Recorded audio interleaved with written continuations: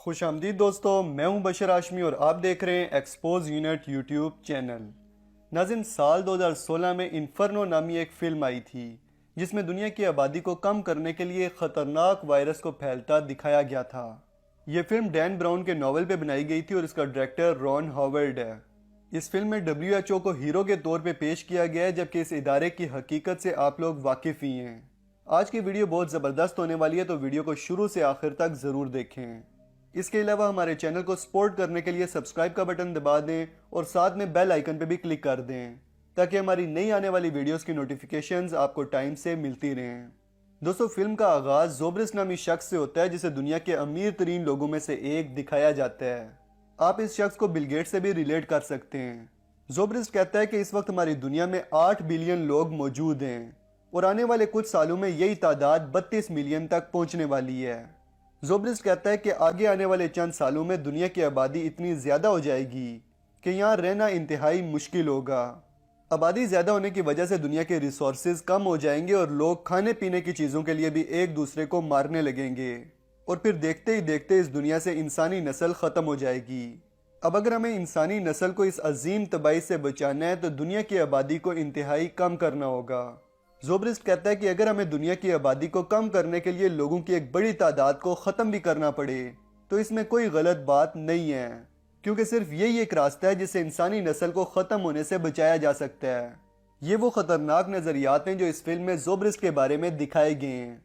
अब अगर हकीकी दुनिया में देखा जाए तो ऐसे ही कुछ नज़रियात बिल गेट्स के भी हैं, जो कि दुनिया का अमीर तरीन शख्स है और वो इस चीज़ का इतराफ़ भी कर चुका है कि वो वैक्सीनेशन के जरिए डीपॉपुलेशन एजेंडे पे काम कर रहा है ताकि दुनिया की आबादी को कम किया जा सके। खैर, फिल्म के इस सीन में हमें डूम्सडे क्लॉक यानी क़यामत का वक्त बताने वाली घड़ी भी नजर आती है। ये घड़ी मुख्तलिफ साइंसदानों ने कई तजर्बात के बाद तैयार की है, जिसमें हमारी डिटेल वीडियो का लिंक आपको ऊपर आई बटन में मिल जाएगा। इस वीडियो के बाद वो वीडियो भी ज़रूर देखें। फिल्म के अगले सीन में हमें पता चलता है कि जोब्रिस एक ऐसा खतरनाक वायरस तैयार करता है जिसका मकसद दुनिया की आबादी को कम करना है। इसी वजह से पुलिस जोब्रिस का पीछा करना शुरू हो जाती है। जोब्रिस पुलिस से बचने के लिए एक टावर पर चढ़ जाता है, लेकिन पुलिस उसे ढूंढ लेती है। पुलिस उससे खतरनाक वायरस यानी इन्फर्नो के बारे में पूछती है, लेकिन जोब्रिस उन्हें उस वायरस की लोकेशन नहीं बताता और टावर से छलांग लगाकर खुदकुशी कर लेता है। इसके बाद फिल्म का सीन चेंज होता है और हम देखते हैं प्रोफेसर रॉबर्ट को, जो कि इंतहाई जख्मी हालत में होते हैं और उनके सर पे गहरा जख्म होता है। प्रोफेसर रॉबर्ट को बेहोशी के आलम में अजीबो गरीब ख्यालात आ रहे होते हैं, जिनमें वो देखते हैं कि लोगों की एक बड़ी तादाद आग में जल रही है और लोग तड़प रहे हैं। कई लोगों के चेहरे पीछे की तरफ मुड़े हुए हैं और कुछ लोगों ने ब्लैक कलर के खौफनाक मास्क पहने हुए हैं।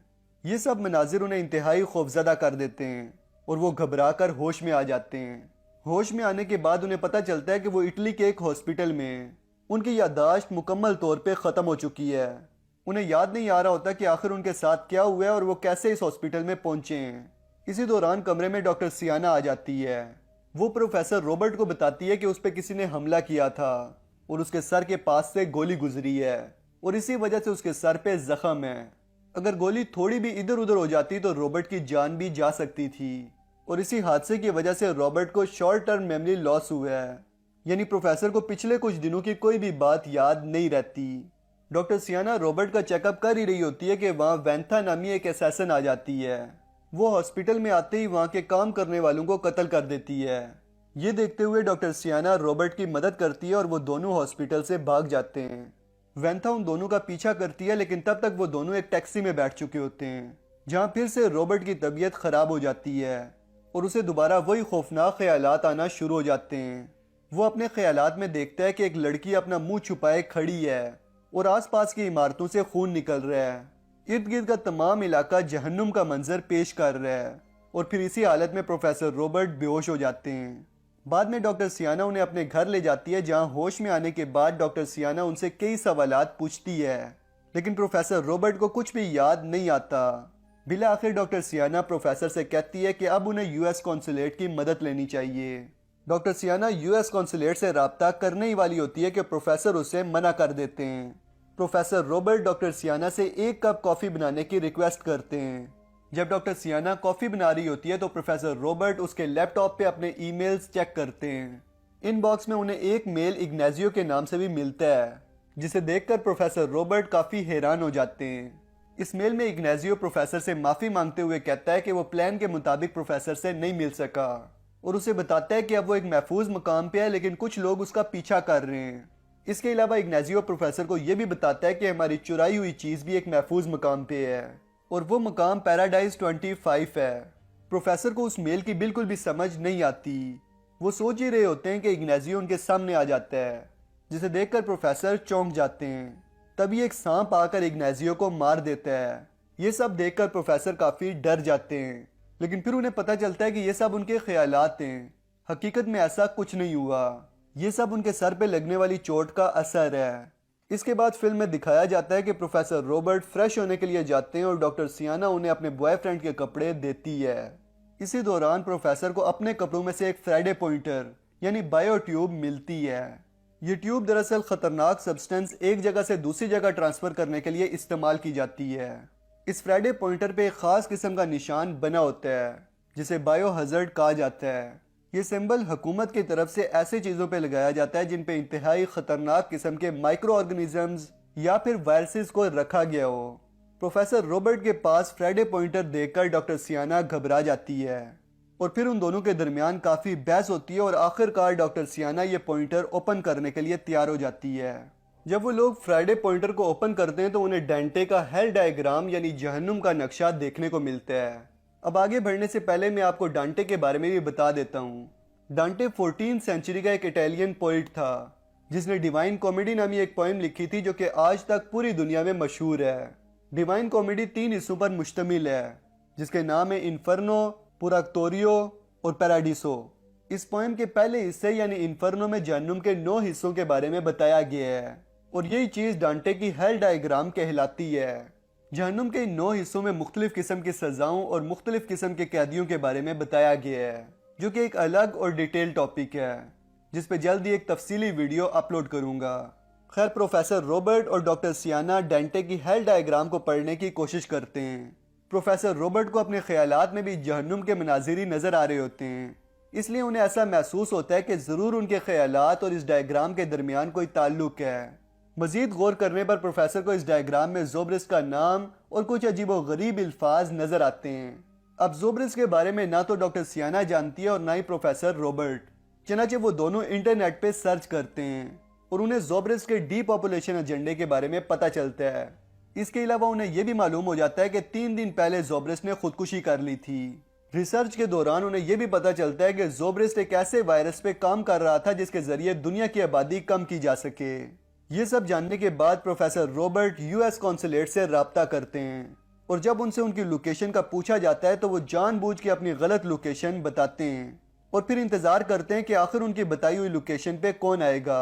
और उस लोकेशन पे आती है वेंथा, जिसने हॉस्पिटल में भी प्रोफेसर पे हमला किया था।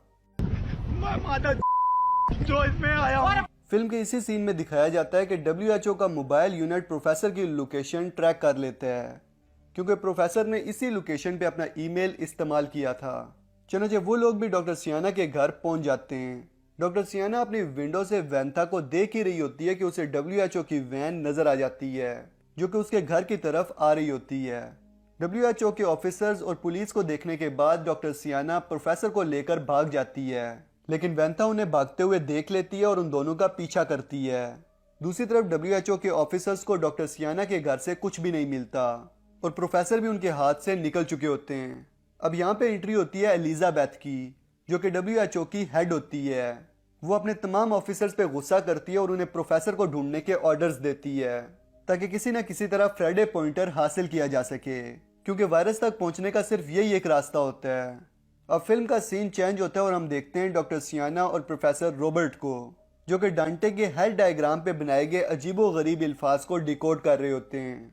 तब उन्हें पता चलता है कि अगर इन अल्फाज को एक खास तरतीब से लिखा जाए तो ये सिरसा ट्रोवा बनता है जो कि एक इटालियन वर्ड है जिसका मतलब है सीक एंड फाइंड, यानी तलाश करो तो मिलेगा। फिल्म के इसी सीन में डॉक्टर सियाना और प्रोफेसर रॉबर्ट के दरमियान बहस भी होती है। डॉक्टर सियाना प्रोफेसर से कहती है कि मुझे शक है कि तुम भी जोब्रिस के साथी हो और वायरस हासिल करके दुनिया की आबादी कम करना चाहते हो, जिसके जवाब में प्रोफेसर कहते हैं कि मैं कभी भी जोब्रिस से नहीं मिला और ना ही मेरा उससे कुछ लेना देना है। खैर फिल्म का सीन चेंज होता है और हमें पता चलता है कि वैंथा एक सीक्रेट ऑर्गेनाइजेशन का हिस्सा होती है और इस सीक्रेट ऑर्गेनाइजेशन का लीडर हैरी सिम्स होता है। फिल्म में ये रोल बॉलीवुड एक्टर इरफान खान ने अदा किया है। इस सीक्रेट ऑर्गेनाइजेशन का नाम होता है द कंसोर्टियम। फिल्म में दिखाया जाता है कि ये सीक्रेट ऑर्गेनाइजेशन दुनिया के अमीर तरीन लोगों के लिए काम करती है और उनसे पैसे लेकर उनकी हर इलीगल जरूरियात पूरी करती है। इस सीक्रेट ऑर्गेनाइजेशन का हेडक्वार्टर एक बड़े से क्रूज शिप पे होता है और गवर्नमेंट की नज़र में ऐसी किसी भी ऑर्गेनाइजेशन का वजूद नहीं होता। जब वैंथा ऑर्गेनाइजेशन के हेडक्वार्टर में अपना मैसेज पहुंचाती है और उन्हें सारी सूरत हाल से आगाह करती है तो हैरी सिम्स हैरान हो जाता है कि आखिर इस छोटे से मिशन में WHO और इंटरनेशनल पुलिस का क्या काम हो सकता है। यहाँ पे हमें पता चलता है कि ज़ोब्रिस्ट इस सीक्रेट ऑर्गेनाइजेशन का एक क्लाइंट था और उसने इस सीक्रेट ऑर्गेनाइजेशन को एक वीडियो रिलीज करने का टास्क दिया था। ये वीडियो इस ऑर्गेनाइजेशन ने एक खास वक्त में पूरी दुनिया में फैलानी होती है। इस मिशन में WHO की मुदाखलत देखते हुए हैरी वो वीडियो देखने का फैसला करता है, जबकि दूसरी तरफ डॉक्टर सियाना और प्रोफेसर रॉबर्ट वायरस की खोज करते हुए एक म्यूजियम में पहुंच जाते हैं जहां पहले से ही पुलिस मौजूद होती है। वो छुप छुपा कर म्यूजियम में दाखिल होते हैं, लेकिन इसी दौरान पुलिस अपने ड्रोन्स की मदद से उन्हें देख लेती है। दूसरी तरफ वैंथा को ऑर्गेनाइजेशन की तरफ से प्रोफेसर को मारने का ऑर्डर मिलता है ताकि किसी तरह फ्राइडे पॉइंटर हासिल किया जा सके। चनाचे वो भी म्यूजियम पहुंच जाती है। म्यूजियम में डॉक्टर सियाना और professor Robert battle of Marciano की पेंटिंग देखते हैं। इस पेंटिंग में भी उन्हें पुरस्कार चीजें नजर आती हैं। वो दोनों पेंटिंग देख ही रहे होते हैं कि प्रोफेसर रॉबर्ट को फिर से अजीबोगरीब ख्यालात आना शुरू हो जाते हैं और इस मरतबा उन्हें शदीद किस्म का दौरा पड़ता है। प्रोफेसर को अपनी गर्दन पे दर्द महसूस होता है और वो डॉक्टर सियाना से पूछता है कि क्या उसे किसी ने इंजेक्शन दिया है, जिसके जवाब में वो इनकार कर देती है। प्रोफेसर के होश में आने के बाद वो डॉक्टर सियाना से कहते हैं कि पिछले 2 दिनों के दौरान मैं कभी तो किसी टैक्सी में बैठा हूँ जहाँ किसी ने मुझे गर्दन पे इंजेक्शन लगाया था और हो सकता है वो वायरस उसी इंजेक्शन में था जो इस वक्त मेरे जिस्म में है। ये सुनकर डॉक्टर सियाना प्रोफेसर को समझाती है कि उस इंजेक्शन में वायरस होता तो अब तक वो वायरस कई लोगों में फैल चुका होता। वो प्रोफेसर को बताती है कि आपको जो ख्यालात आ रहे हैं वो सिर्फ आपके सर पे लगी चोट की वजह से हैं। उन ख्यालात का वायरस के साथ कोई ताल्लुक नहीं है। अभी वो दोनों बातें ही कर रहे होते हैं कि वहाँ मार्था आ जाती है जो कि उसी म्यूजियम में काम करती है। वो प्रोफेसर को देखकर हैरान रह जाती है और उससे पूछती है कि तुम इतने जल्दी वापस आ गए। प्रोफेसर को उसके बारे में कुछ भी याद नहीं होता क्योंकि चोट की वजह से उसकी याददाश्त जा चुकी होती है। लेकिन फिर भी प्रोफेसर बड़ी चालाकी से मार्था से पूछता है कि जब वो पिछली बार यहाँ आया था तो वो किस चीज़ पे रिसर्च कर रहा था, जिसके जवाब में मार्था उसे बताती है कि पिछली मर्तबा वो कई घंटों तक डांटे का डेथ मास्क देखता रहा था और शायद उसी पे रिसर्च भी कर रहा था। और फिर वो डॉक्टर सियाना और प्रोफेसर रॉबर्ट को डांटे का डेथ मास्क दिखाने लेकर जाती है, लेकिन वहां जाकर उन्हें पता चलता है कि वो मास्क चोरी हो गया है। ये देखकर वो तीनों हैरान हो जाते हैं और CCTV फुटेज चेक करना शुरू हो जाते हैं। फुटेज देखने के बाद पता चलता है कि ये मास्क प्रोफेसर रॉबर्ट ने ही चोरी किया था, लेकिन प्रोफेसर को इस बारे में कुछ भी याद नहीं होता। इतने में पुलिस को भी पता चल जाता है कि प्रोफेसर और डॉक्टर सियाना म्यूजियम में ही छुपे हुए हैं। चनाचे पुलिस म्यूजियम के रास्ते बंद कर देती है और हर शख्स को बाकायदा चेक करना शुरू हो जाती है। प्रोफेसर को म्यूजियम के तमाम खुफिया रास्तों का पता होता है। चनाचे वो मार्था को एक कमरे में लॉक कर देते हैं और उसकी ID लेकर डॉक्टर सियाना के साथ एक खुफिया रास्ते से फरार हो जाते हैं। ये सब देखकर डॉक्टर सियाना बहुत परेशान हो चुकी होती है। मुझे घर जाना है, मुझे अपने घर जाना है। कमरे से बाहर निकलने के बाद प्रोफेसर रॉबर्ट डॉक्टर सियाना से कहते हैं कि अगर तुम जाना चाहती हो तो जा सकती हो, जिसके जवाब में डॉक्टर सियाना कहती है कि यह एक इंतहाई ज़रूरी मिशन है क्योंकि दुनिया की एक बड़ी आबादी दांव पे लगी हुई है। अगर ज़ोब्रिस्ट का बनाया गया वायरस ढूंढा ना गया तो पूरी दुनिया एक जहन्नुम बन जाएगी।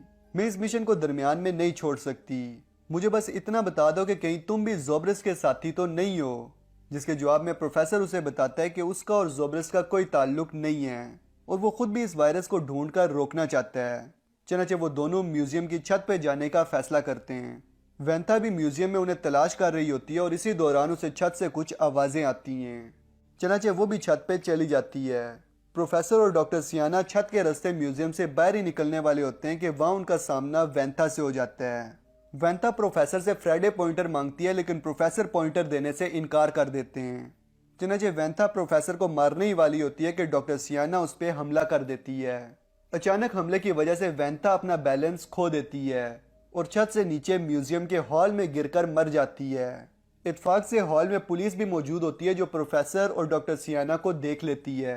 WHO के ऑफिसर्स और पुलिस प्रोफेसर रॉबर्ट और डॉक्टर सियाना का पीछा करते हैं, लेकिन उन दोनों के पहुंचने से पहले ही वो दोनों म्यूजियम से निकल चुके होते हैं।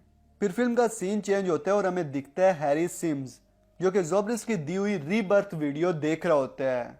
इस वीडियो में सुर्ख रंग का पानी नजर आ रहा होता है। इस पानी के अंदर एक प्लास्टिक बैग में कुछ अजीब सी चीज मौजूद होती है और इस बैग में रीबर्थ का टैग लगा होता है।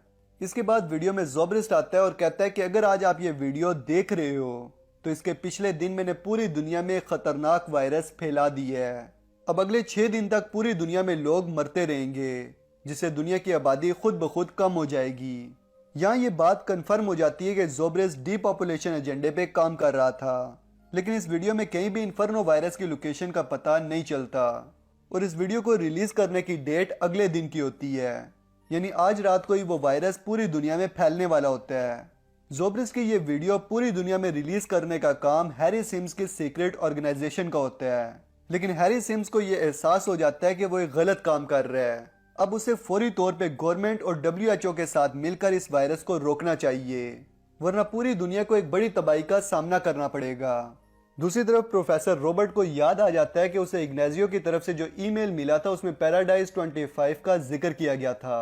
ये जानने के बाद डॉक्टर सियाना प्रोफेसर को बताती है कि पैराडाइज 25 नामी एक जगह है और यकीनन डांटे का डेथ मास्क वहीं मौजूद होगा। ये सोचकर वो लोग पैराडाइज 25 की तरफ निकलते हैं, लेकिन इसी दौरान उन्हें एक एजेंट बाउचर्ड फॉलो करने लगता है। बाउचर्ड SRS टीम का हेड होता है और इस मिशन में WHO के साथ काम कर रहा होता है। लेकिन दिलचस्प बात यह कि बाउचर्ड उन दोनों का पीछा करते वक्त अपना फोन फेंक देता है ताकि उसका राब्ता अपनी टीम और WHO से खत्म हो जाए। इसी दौरान डॉक्टर सियाना और प्रोफेसर रॉबर्ट को पैराडाइज 25 में डांटे का डेथ मास्क मिल जाता है, जिसपे इन्फर्नो वायरस की लोकेशन के बारे में बताया गया होता है। अभी वो दोनों वायरस की लोकेशन का सीक्रेट मैसेज पढ़ ही रहे होते हैं कि वहाँ बाउचर्ड आ जाता है। एजेंट बाउचर्ड प्रोफेसर को बताता है कि वो WHO का एक ऑफिसर है, लेकिन प्रोफेसर को अपनी कमजोर याददाश्त की वजह से कुछ भी याद नहीं आता। तब बाउचर्ड प्रोफेसर से पूछता है कि आपको आखिरी कौन सी बात याद है, जिसके जवाब में प्रोफेसर कहते हैं कि आखिरी बार मैं किसी औरत के साथ इसी जगह पे था और फिर मुझे एक इंजेक्शन दिया गया था। ये जानने के बाद बाउचर्ड उन्हें बताता है कि वो औरत कोई और नहीं बल्कि WHO की हेड एलिजाबेथ थी, जिसने आपको इंजेक्शन लगाया है। ये जानकर प्रोफेसर काफी हैरान हो जाते हैं क्योंकि वो एलिजाबेथ को काफी अरसे से जानते थे और प्रोफेसर रॉबर्ट और एलिजाबेथ काफी अच्छे दोस्त भी थे। बाउचर्ड प्रोफेसर से कहता है कि उसे शक है कि एलिजाबेथ वो वायरस ढूंढकर किसी और को सेल करना चाहती है ताकि वो ठीक ठाक पैसे कमा सके, लेकिन प्रोफेसर को बाउचर्ड की बातों पे यकीन नहीं आता। खैर इसी दौरान बाउचर्ड प्रोफेसर से पूछता है कि क्या आपको इन्फर्नो वायरस की लोकेशन का पता है? हमें किसी भी तरह आज रात से पहले उस वायरस को फैलने से रोकना होगा। इसके जवाब में प्रोफेसर बताते हैं कि डांटे के डेथ मास्क पे दिए गए मैसेज के मुताबिक शायद ये वायरस वीनस में कहीं मौजूद है। ये जानने के बाद बाउचर्ड उन्हें कहता है कि हम तीनों भी ट्रेन के जरिए वीनस जाएंगे, लेकिन इसी के साथ साथ वो जिनेवा के 2 टिकट प्रोफेसर और डॉक्टर सियाना के नाम पे बुक करता है ताकि WHO और पुलिस को गुमराह किया जा सके। खैर सफर के दौरान बाउचर्ड प्रोफेसर को बताता है कि 3 दिन पहले ज़ोब्रिस ने खुदकुशी की थी और उसकी जेब से उसे फ्राइडे पॉइंटर मिला था। ये फ्राइडे पॉइंटर ज़ोब्रिस के फॉलोअर्स के लिए था ताकि वो इस पॉइंटर में दी गई पहेली को सॉल्व करें और वायरस को तलाश करके उसे फैला दें। WHO भी इस वायरस को तलाश कर रही है ताकि इस वायरस को फैलने से रोका जा सके। इसीलिए हमें आपकी जरूरत थी ताकि आप इस पहेली को हल करें और इस वायरस को फैलने से रोका जा सके। आपकी याददाश्त जाने से पहले मैं ही आपके पास फ्राइडे पॉइंटर लेकर आया था और आपकी मदद मांगी थी। इसी दौरान प्रोफेसर को फिर से दौरा पड़ता है और अजीबोगरीब ख्यालात आना शुरू हो जाते हैं और प्रोफेसर को याद आ जाता है कि उसकी मदद मांगने बाउचर्ड नहीं बल्कि एलिजाबेथ खुद आई थी और उसी ने प्रोफेसर को फ्राइडे पॉइंटर दिया था। अब उन्हें यकीन आ जाता है कि बाउचर्ड झूठ बोल रहा है। फिर प्रोफेसर बेहोश होने का नाटक करते हैं, जिसे देखते हुए डॉक्टर सियाना बाउचर्ड को पानी लाने के लिए भेजती है। जब बाउचर्ड पानी लाने के लिए जाता है तो प्रोफेसर रॉबर्ट डॉक्टर सियाना को हकीकत से आगाह करते हैं और वो दोनों बाउचर्ड को धोखा देकर भाग जाते हैं। बड़ा हरामी हो बेटा।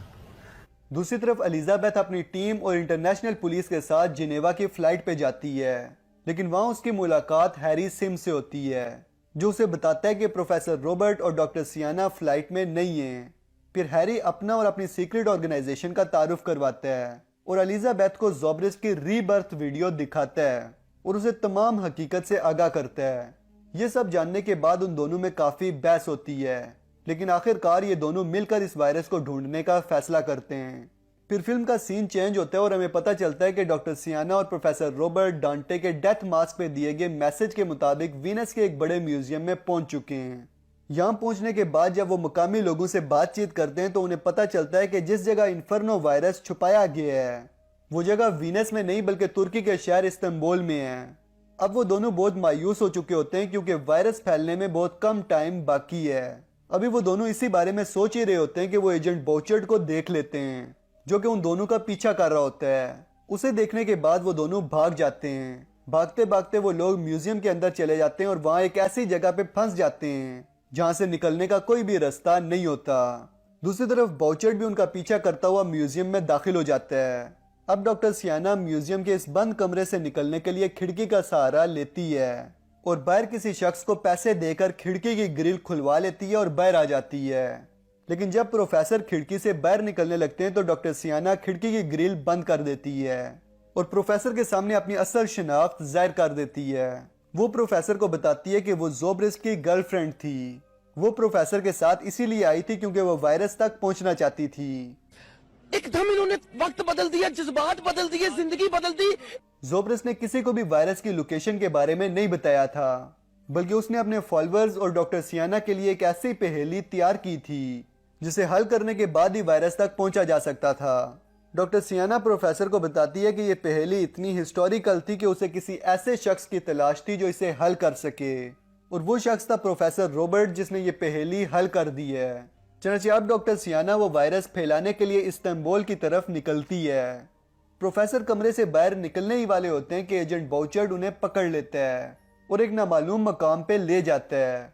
यहाँ पे हमें पता चलता है कि एजेंट बाउचर्ड दर हकीकत ज़ोब्रिस का ही एक फॉलोअर है जो कि इन्फर्नो वायरस को फैलाना चाहता है। खैर इसी दौरान वहाँ हैरी आ जाता है और चुपके से हमला करके एजेंट बाउचर्ड को मार देता है। ये सब देखकर प्रोफेसर रॉबर्ट डर जाते हैं, लेकिन फिर हैरी सिम्स उन्हें तमाम हकीकत से आगाह करता है। वो प्रोफेसर को बताता है कि जब ज़ोब्रिस ने खुदकुशी की थी तो उसकी ऑर्गेनाइजेशन के पास सियाना आई थी। डॉक्टर सियाना ने उसे बताया था कि ज़ोब्रिस बायोलॉजिकल जेनेटिक्स का कोई काम कर रहा था। उसकी मौत के बाद उसका कुछ सामान मिसिंग है जिसे ढूंढने में प्रोफेसर रॉबर्ट उनकी मदद करेंगे। हैरी बताता है कि वो सामान दरअसल इन्फर्नो वायरस था जिसके बारे में उसे या फिर उसकी ऑर्गेनाइजेशन को कुछ भी नहीं पता था। ज़ोब्रिस के गुमशुदा सामान को ढूंढने के लिए ही हैरी और उसकी ऑर्गेनाइजेशन सियाना की मदद कर रही थी, लेकिन अब उन लोगों को हकीकत का इल्म हो गया है। हैरी मजीद बताता है कि जब प्रोफेसर रॉबर्ट एलिजाबेथ के साथ था तब उसी के हुक्म पे वेंथा ने प्रोफेसर को अगवा किया था और जबरदस्ती एक टैक्सी में प्रोफेसर को इंजेक्शन लगाया था ताकि प्रोफेसर को अजीबो गरीब ख्यालात आते रहें ताकि वो बआसानी वायरस को ढूंढ सकें। इसके अलावा हैरी ये भी बताता है कि प्रोफेसर को कभी कोई चोट आई नहीं थी और न ही उनके सर के पास से कोई गोली गुजरी थी, बल्कि ये चोट बनाई गई थी और प्रोफेसर के माइंड में कुछ आर्टिफिशियल विजन्स डाले गए थे और इसी वजह से प्रोफेसर को अपने अजीबो गरीब ख्यालात में जहन्नुम और तबाही के मनाजिर नजर आ रहे थे। वो मजीद बताता है कि मूवी के स्टार्ट में जब वेंथा प्रोफेसर पे हमला करती है और हॉस्पिटल के स्टाफ को कत्ल कर देती है तो वो सब भी एक ड्रामा था, हकीकत में ऐसा कुछ भी नहीं हुआ था। ये तमाम आर्टिफिशियल रियलिटी हमने इसीलिए तैयार की थी ताकि प्रोफेसर का दिमाग तेजी से काम करे और फ्राइडे पॉइंटर की पहेली हल हो सके।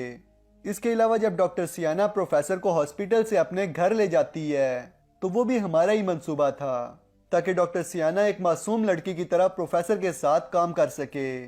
फिर हैरी प्रोफेसर को बताता है कि जब हमने देखा कि तुम्हारा पीछा WHO के ऑफिसर्स और इंटरनेशनल पुलिस कर रही है तो हमने वेंथा को तुम्हें मारने के ऑर्डर्स दे दिए ताकि वो तुम्हें मारकर फ्राइडे पॉइंटर हासिल कर सके। लेकिन फिर हमने ज़ोब्रिस की रीबर्थ वीडियो देखने का फैसला किया और वो वीडियो देखने के बाद पता चला कि ये सब डॉक्टर सियाना का मंसूबा था और ज़ोब्रिस का गुमशुदा सामान दर हकीकत इन्फर्नो वायरस था जो कि ज़ोब्रिस के मरने के बाद डॉक्टर सियाना पूरी दुनिया में फैलाना चाहती है। हैरी प्रोफेसर को बताता है कि ये सब जानने के बाद हमने ये तमाम हकीकत WHO को बताने का फैसला किया और अब हम WHO के साथ मिलकर इस खतरनाक वायरस को ढूंढ रहे हैं ताकि इस वायरस को फैलने से रोका जा सके। ये सब जानने के बाद प्रोफेसर रॉबर्ट हैरी के साथ उस बिल्डिंग से बाहर आते हैं और उसी वक्त WHO की हेड एलिजाबेथ भी वहां पहुंच जाती है। फिल्म के इस सीन में हमें पता चलता है कि एलिजाबेथ दरअसल प्रोफेसर रॉबर्ट की गर्लफ्रेंड थी। वो दोनों अपने अपने काम की वजह से एक दूसरे से अलग हुए थे।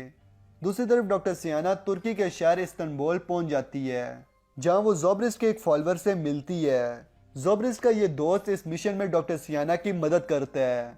जोब्रिस का दोस्त डॉक्टर सियाना को बताता है कि जिस जगह इन्फर्नो वायरस मौजूद है वहां पानी के अंदर हमें 2 धमाके करने हैं जिनका कंट्रोल एक मोबाइल में है। जैसे ये 2 धमाके होंगे वैसे ये खतरनाक इन्फर्नो वायरस फैलना शुरू हो जाएगा।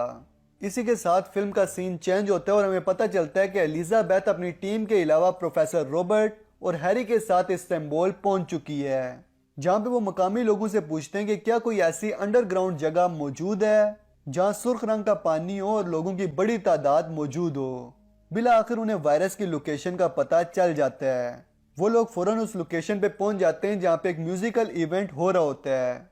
ये जगह काफी बड़ी होती है और हर तरफ सुर्ख रंग का पानी होता है और लोगों की काफी बड़ी तादाद यहाँ मौजूद होती है।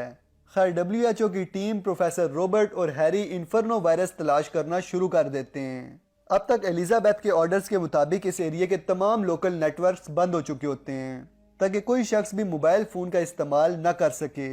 काफी तलाश करने के बाद आखिरकार एलिजाबेथ को इन्फर्नो वायरस का पैकेट नजर आ जाता है जिस पे रीबर्थ लिखा होता है, जबकि दूसरी तरफ हैरी डॉक्टर सियाना और उसके 2 साथियों को देख लेता है जिनमें से एक को हैरी मार देता है जबकि दूसरे को मारने ही वाला होता है कि सियाना हैरी सिम्स को मार देती है। हैरी को मारने के बाद डॉक्टर सियाना एक बॉम्ब प्लांट कर देती है। इसी दौरान प्रोफेसर रॉबर्ट सियाना को देख लेता है और उसे समझाने की कोशिश करता है। मस्ती कर रहे हैं और पुत्रा तू बाद आ जा, तू बड़ी राम मौत मना है, तेन कुत्तिया नहीं खाना है, बचा तेन कुत्ते ही खानगे। जबकि दूसरी तरफ एलिजाबेथ उस वायरस के पैकेट को एक कंटेनर में महफूज कर देती है। प्रोफेसर रॉबर्ट के समझाने के बावजूद डॉक्टर सियाना उस बॉम्ब का बटन दबा देती है जिसके नतीजे में एक बड़ा धमाका होता है। लेकिन इस धमाके से पहले ही एलिजाबेथ उस वायरस को एक कंटेनर में महफूज कर चुकी होती है।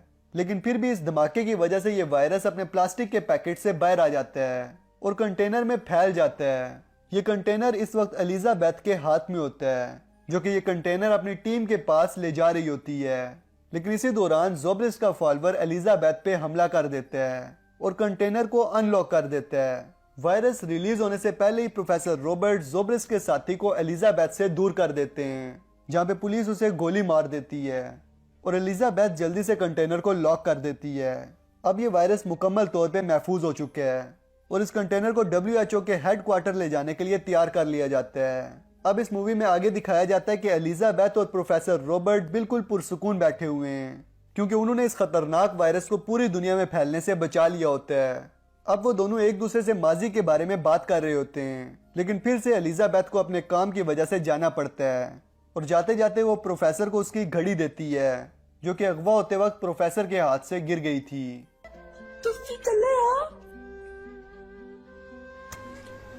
मैं एक दिन लौट के आऊंगा, तुम्हारे लिए एक शेर लिखा है, पक्की पक्की दाल, कच्चा कच्चा कीमा, मैं तेरा अर्तगल, तू मेरी हलीमा। अगले दिन प्रोफेसर वापस इटली चले जाते हैं और वहां वो उसी म्यूजियम में जाते हैं जहां से इस कहानी का आगाज हुआ था। म्यूजियम में वो डांटे का डेथ मास्क वापस अपनी असल जगह पे रख देते हैं और सिक्योरिटी गार्ड से बोलते हैं कि डांटे के डेथ मास्क की लाइट ऑफ है, उसे ऑन कर दे। जिसके जवाब में सिक्योरिटी गार्ड प्रोफेसर को बताता है कि वो मास्क 2 दिन पहले ही चोरी हो गया था और इसी वजह से उसकी लाइट्स बंद की हुई हैं। ये सुनकर प्रोफेसर हंसते हुए कहता है कि मास्क अपनी जगह पे मौजूद है। ये कहकर वो हंसते हंसते चला जाता है और जाते हुए मार्था का ID कार्ड म्यूजियम में ही छोड़ देता है और इस तरह प्रोफेसर रॉबर्ट इस दुनिया को जहन्नुम बनने से बचा लेता है। तो दोस्तों ये थी फिल्म इन्फर्नो की कहानी। अब अगर आपको वीडियो अच्छी लगी है तो वीडियो को लाइक करें। इस कहानी में और मौजूदा हकीकत में क्या चीज़ मिलती जुलती है ये आप मुझे कमेंट सेक्शन में बता सकते हैं। और आखिर में इस वीडियो को अपने दोस्तों के साथ लाजमी शेयर करें। मजीद वीडियोस देखने के लिए हमारे चैनल एक्सपोज यूनिट को सब्सक्राइब कर लें और साथ में बेल आइकन पे भी क्लिक कर दें ताकि ऐसी इंटरेस्टिंग वीडियोस आपको टाइम से मिलती रहें। जल्दी मिलते हैं एक नई वीडियो के साथ, तब तक के लिए अपना और अपने प्यारों का ख्याल रखिएगा। फी मानिल्लाह।